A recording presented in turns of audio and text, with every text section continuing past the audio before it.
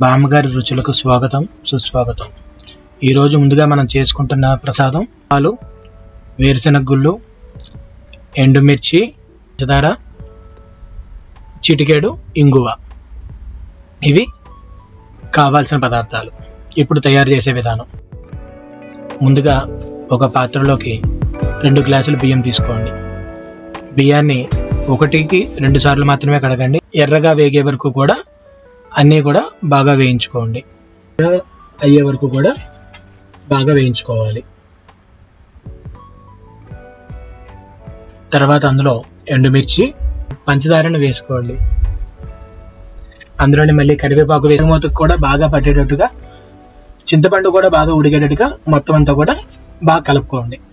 ఒక 5 నిమిషాలు ఆ చింతపండు మగ్గితే ఆ చింతపండు కూడా దగ్గర పడుతుంది. తర్వాత రుచికి సరిపడా సాల్ట్ వేసుకోండి.